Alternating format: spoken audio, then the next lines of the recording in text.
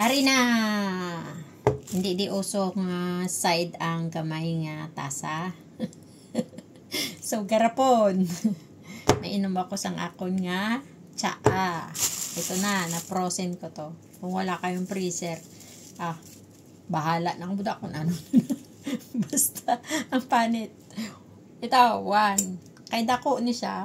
So, himuon ko siya 10. Kay duwa ni siya katasa. 2, 3, 4, 5, 6, 7, 8, 9, 10.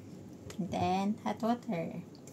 Make sure na limpyohan nyo mayo ang ang panit sa inyong orange. Mga tigulang naman ka mo. Kabalo na kung na maglimpyo. Yeah. Namit. Kulaton mo lang mga 3 minutes na ang pansang orange.